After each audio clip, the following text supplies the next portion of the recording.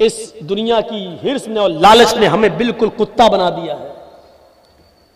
हमारे और आपके गांव में एक बैल मरा पड़ा है, एक बैल मर गया है। सुनिए एक मिसाल, एक बैल मर गया है और उस मरे हुए बैल के पास एक कुत्ता आया है और उस मरे हुए बैल का गोश्त नोच नोच के खा रहा है।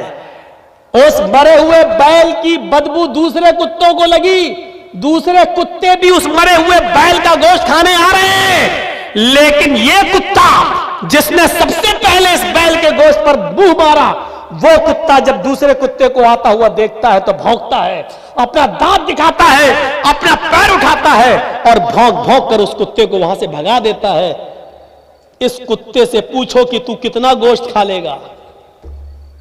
2 किलो, 3 किलो, 4 किलो, ज्यादा से ज्यादा 5 किलो। लेकिन यहां तो 3 कुंटल है। मरा हुआ बैल, उसका वजन 3 कुंटल है। तू कितना खा लेगा? 2 किलो, 3 किलो, 4 किलो, ज्यादा से ज्यादा 5 किलो। लेकिन कुत्ते को यह गवारा है कि बकिया गोश्त बेकार होता है, हो जाए, लेकिन दूसरे कुत्ते को हम नहीं खाने देंगे। आज यही सिफत हमारे अंदर आ गई है। यह सुनना पड़ेगा तुम्हें नहीं, तुम्हारे बाप को भी सुनना पड़ेगा। सारी दौलत हमें मिल जाए, लॉटरी खरीदी, लग गई और 5 लाख मिल गए। अब उस 5 लाख में हम किसी और को नहीं दे सकते हैं। इसको कहते हैं कुत्ता। आईपीएल में सट्टा लगाया, जीत गया 5 लाख, अब हम ही के पास रहे, दूसरे के पास नहीं। इसको कहते हैं मरे हुए बैल का गोश्त खाने वाला कुत्ता। मैं बोलूंगा ये, और इसके बावजूद जो खेलेगा वो सोचेगा कि मौलाना जर्जीस ने कुत्ता किसको कहा था। तसव्वुर करो कि हमारी हालत क्या हो चुकी है। जबकि हालत यह थी कि एक सहाबी अल्लाह के नबी सल्लल्लाहु अलैहि वसल्लम के पास आते हैं और कहते हैं कि अल्लाह के नबी, मेरे चंद गुलाम हैं, मैंने उनको खरीदा है, मेरे चंद गुलाम हैं, कभी कभी वो हमारे माल में खयानत करते हैं, कभी कभी वो हमको झूठ बोलते हैं और धोखा देते हैं। मैं उनकी खयानत करने पर उनको थोड़ी बहुत सजा भी देता हूं, मारता भी हूं। अय अल्लाह के नबी, क्या ये जुल्म तो नहीं है? भाई वो खयानत करते हैं, चोरी से हमारा माल चुरा लेते हैं, धोखा देते हैं हमें। अगर मैं उनको मारता हूं तो कयामत के दिन मुझसे हिसाब और किताब तो नहीं होगा?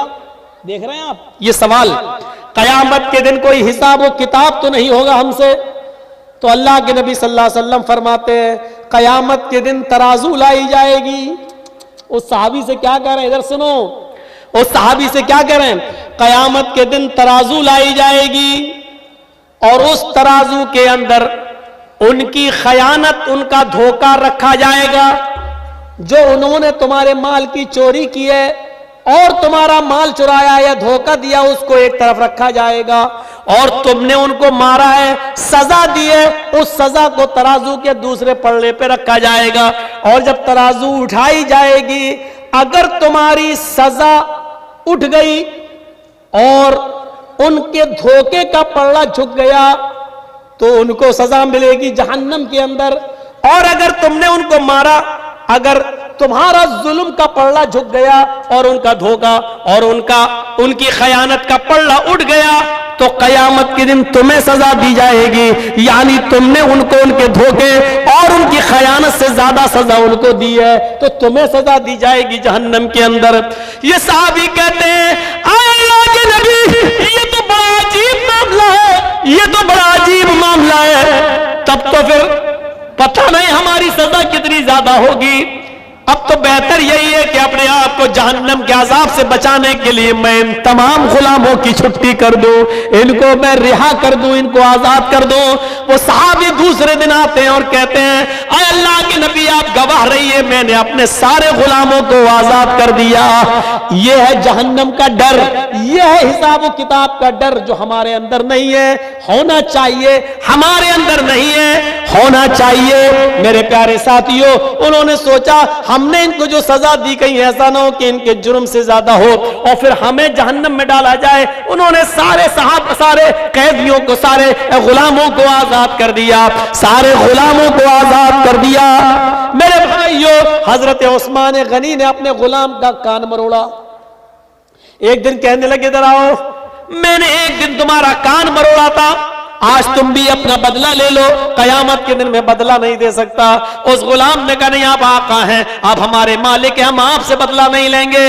अमीरुल मोमिनीन ने कहा, नहीं नहीं तुम्हें इंतकाम लेना होगा। इन्होंने कहा, तुम मेरे मालिक हो, मैं कैसे इंतकाम लूं, आपको कैसे कान मरोड़ूं। हजरत उस्मान गनी कहते हैं, जाओ, मैंने तुम्हें आजाद कर दिया, आज के बाद तुम मेरे गुलाम नहीं हो, क्योंकि इस तक तुम रहोगे मैं फिर किसी गलती पर तुम्हारा कान मरोड़ दूंगा। ऐसा ना हो कि कयामत के दिन अल्लाह रब्बुल आलमीन मुझे इसका भी हिसाब देना पड़े। उन्होंने अपने गुलाम को आजाद कर दिया। मेरे प्यारे साथियों, एक सहाबी वो थे जो नमाज पढ़ने लगे और नमाज ही के अंदर उनका ख्याल उनके बाग में चला गया। मेरे बाग में कितने खजूरों के पेड़ हैं, ये खजूरों के पेड़, जब खजूर पैदा होंगे तो बाजार में इतने इतने का खजूर बिकेगा, हमें इतना प्रॉफिट होगा। ये पढ़ते गए, ये सोचने लगे और रकात भूल गए, रकात भूल गए। 4 रकात वाली नमाज या तो 3 पढ़ ली या 5 पढ़ ली, भूल गए। वो आए, कहने लगे कि अल्लाह के नबी सल्लल्लाहु अलैहि वसल्लम ऐसा हो गया है। आपने कहा, हो जाता है, कभी कभी भूल चूक हो जाती है। लेकिन इस सहाबी ने सोचा कि इस बाग की वजह से, जो खजूरों का बाग है, इस बाग की वजह से मेरा दिमाग बढ़ गया है, इसकी पैदावार पे चला गया है। ये बाग रहेगा तो मैं बार बार सोचता रहूंगा और मैं नमाज में भूलता रहूंगा, यानी नमाज में ज्यादा दिमाग नहीं लगेगा, बाग की तरफ दिमाग लगेगा। आते और अल्लाह के नबी से कहते हैं कि अल्लाह के नबी, मैं अपना पूरा का पूरा बाग सदका कर रहा हूं, खैरात कर रहा हूं, मैं इस बाग ही को नहीं रखूंगा जो नमाज में डिस्टर्ब करता है। जो बाग को ही को हम अल्लाह के राह में सदका और खैरात कर रहे हैं, इसको गरीबों और मिस्कीनों में इसके फल बांट दो। हमें नहीं चाहिए ऐसा बाग जो कयामत के दिन अल्लाह के सामने हमें इसका जवाब देना पड़े, अल्लाह के सामने उसके जवाब हम दे हो जाएं। ये बाग हमें नहीं चाहिए जो बार बार हमारी रकातों को भुलवा रहा है। मेरे भाइयों, ये थे जहन्नम के अजाब से डरने वाले और कयामत के दिन की फिक्र करने वाले। ये लोग थे हिसाब और किताब से डरने वाले। मालिक यौमिद्दीन, वो कयामत के दिन का पूरा पूरा मालिक है और उस दिन हमें हिसाब और किताब देना होगा उस रब के सामने। 1.25 घंटे की इस तकरीर के बाद, कल तो मुझे 10:30 बजे टाइम मिल गया, आज मुझे 11:30 पे आपने टाइम दिया, जबकि कहा यह गया था कि 11 बजे दे देंगे, लेकिन फिर भी लेट कर दिया। बंगाल में आमतौर पर जलसे 12 और 12:30 बजे से ज्यादा नहीं चलते, आज तो फिर भी 1:15 बज गया है। तो मेरे प्यारे साथियों, इससे ज्यादा जलसा होना भी नहीं चाहिए, लेकिन अभी आप बैठिएगा, जाइएगा नहीं। मैं एक बात और सुना देता हूं आपको, और वो बात क्या है, तसव्वुर कीजिए कि वो क्या जज्बा था। अल्लाह के नबी सल्लल्लाहु अलैहि वसल्लम कह रहे हैं, कोई है जो 100 ऊंट अल्लाह की राह में दे, मैं जमानत देता हूं कि वो जन्नत में जाएगा। उस्मान गनी उठे, कहते हैं कि 100 ऊंट मैं दे रहा हूं। आपने कहा, लोगों, उस्मान ने 100 ऊंट दे दिए, उस्मान के अलावा कोई है जो 100 ऊंट और दे। हजरत उस्मान दोबारा उठते कि 100 और दे रहा हूं। आपने कहा, लोगों, उस्मान के अलावा कोई और देगा। फिर उस्मान उठे कि मैं 100 और दे रहा हूं। अल्लाह के नबी ने कहा, उस्मान तुम 300 दे चुके हो, अब तुमसे नहीं, उस्मान के अलावा कोई और है। फिर उस्मान उठे कि मैं 100 और दे रहा हूं। आपने कहा, उस्मान अब बस करो, 400 हो गए, तुमसे नहीं, उस्मान के अलावा कोई और है। फिर उस्मान उठे कि मैं 100 और दे रहा हूं। बार बार दूसरा उठने का नंबर ही नहीं दे रहे, उस्मान ही पहले उठ जाते। 7 बार कहा, 7 बार उस्मान ने दिया। अल्लाह के नबी को ही चुप होना पड़ा, ये सोच करके आप मैं जितना कहूंगा यही उठेंगे, दूसरा कोई उठेगा ही नहीं। तो आपने फरमाया, लोगों, 700 ऊंट देकर उस्मान ने आज इतना बड़ा नेक काम किया है, इतना बड़ा नेक काम किया है। कि अल्लाह ने अभी जिब्रील को भेजकर फरमाया, उस्मान से कह दो माजर्रा उस्मान, माजर्रा उस्मान, माजर्रा उस्मान, मामिला बादल यौमी कत्तु। आए उस्मान, आज के बाद अगर तू एक भी नमाज ना पढ़ेगा, एक भी नेक काम नहीं करेगा, फिर भी अल्लाह तुझे जन्नत देकर रहेगा। इतना बड़ा नेक काम, सदका और खैरात का मामला देख रहे हैं, इसी से तो जन्नत मिलती है। मस्जिद नबवी जब बनकर तैयार हुई तो शायद आप न जानते हो, मैं आपको बताऊं, मस्जिद नबवी बनने के बाद 4 महीने तक अंधेरे में नमाज हुई। सहाबा के पास इतना तेल नहीं था कि वो चिराग जला सके। मगरिब की, ईशा की और फजर की नमाज भी अंधेरे में पढ़ी जाती थी। 4 महीने तक उसमें चिराग नहीं जला।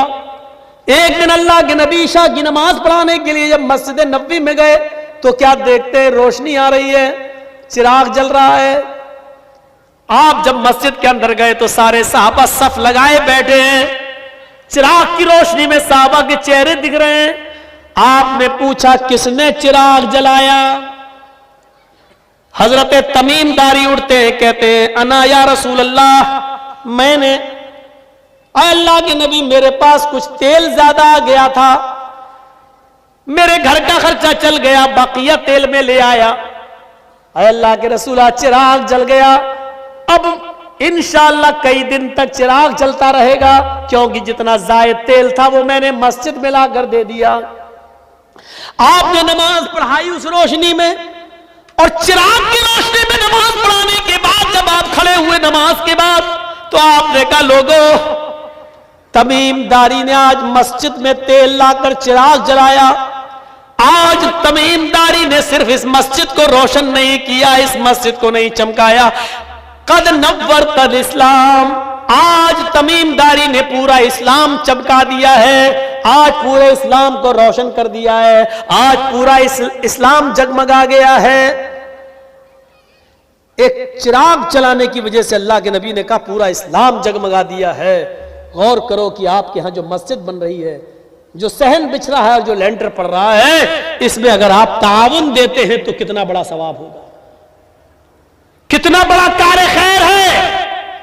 होना तो ये चाहिए कि जर्जीस साहब ये कहें, है कोई जो पूरा का पूरा खर्चा उठाने के लिए तैयार हो, और एक आदमी उठे और कह दे कि मैं देने के लिए तैयार हूं, और मैं ये कहूं कि अब इनसे नहीं दूसरे से कह रहा हूं, कोई और है जो इतना दे, और फिर वही आदमी उठे और कहे कि मैं और इतना दे रहा हूं। जर्जी साहब चढ़ाओ नहीं, हम चढ़ने वाले नहीं हैं। हम कहां चढ़ा रहे हैं? हमें मालूम है कि हमारा ईमान वैसा है भी नहीं।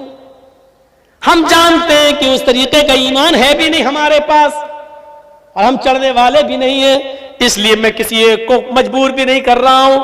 आपसे मेरी गुजारिश यह कि अपनी इस्तिताअत के मुताबिक जो दे चुके हैं वो तो दे चुके हैं, लेकिन एक सुल्तानगंज के कॉलेज मोड़ पर रहने वालों और इधर उधर से आने वालों, यकीन मानिए कि मौलवी जर्जीस 2 दिन का जलसा किसी इलाके में नहीं देता है, सिवाय कलियाचक, मुअज्जमपुर, लखीपुर, श्रीरामपुर और सुल्तानगंज के अलावा। हजारों लोगों ने मुझसे 2 दिन का प्रोग्राम मांगा, लेकिन मैं कहीं 2 दिन का कंटिन्यू प्रोग्राम नहीं देता हूं। आप लोगों से मोहब्बत ही मुझे ऐसी मिली है। वो सब हम नहीं बोलेंगे, वो सब हमको हिसाब नहीं आता है, वो आप लोग बोलिएगा। हम जिस तरीके से, भाई हम इस चंदे को सही नहीं मानते हैं कि एक एक आदमी लाए और एक एक के लिए दुआ की जाए, ये तरीका गलत है, माफ कीजिएगा। हम इस तरीके से ना किए हैं ना हम कर पाएंगे। हम तो सिर्फ इतना कहेंगे कि आपकी से जो मोहब्बत हमें मिली है, 2-2 दिन का। ये हाजी साहब हमारे पास आए, हम पहले इनको एक ही दिन का प्रोग्राम दे रहे थे, जिद करने लगे तो हमने कहा चलो 2 दिन का। सिर्फ इस इलाके में आपका प्यार, आपकी मोहब्बत मुझे 2-2 दिन रहने पर मजबूर करती है। अब आपकी मोहब्बत मैं देखता हूं कि कितनी है मेरे साथ, आप कितनी मोहब्बत करते हैं मुझसे। आपने मौलाना मजहर साहब के हाथ में क्या दिया, काहिर साहब के हाथ में क्या दिया, मैं नहीं जानता। मेरे हाथ में आप कितना देंगे ये मैं देखना चाहता हूं। जो मोहब्बत मुझे है आपसे वो आपको भी मुझसे है या नहीं, ये मैं देखना चाहता हूं। और मेरे पास दुआ की उम्मीद लेके मत आना, आप दिल में खुद नियत कर लेना किसको सवाब पहुंचाना चाहते हो। आपको आपकी दी हुई रकम पर सवाब मिलेगा। अगर आप बाप की तरफ देना चाहते बाप को सवाब मिलेगा, मां के लिए देना चाहते मां को सवाब मिलेगा, बीवी की तरफ से देना चाहते बीवी को सवाब मिलेगा। मेरी दुआ की जरूरत नहीं, आपके नियत की जरूरत है। अल्लाह के नबी के जमाने में कुछ लोग चुपके से दे दिया करते थे ताकि किसी को पता ना चले, तो क्या उनको सवाब नहीं मिलता था? उनको भी सवाब मिलता था। तो आपको का जज्बा देखना है। अब यूट्यूबर वालों अपना मोबाइल हटा लो, नहीं टूट जाएगा, जल्दी से हटा लो। और अब मुझे यह देखना है कि आप मेरे हाथ पे क्या लाते हैं। आप मेरे हाथ में देते जाइए, मैं यहां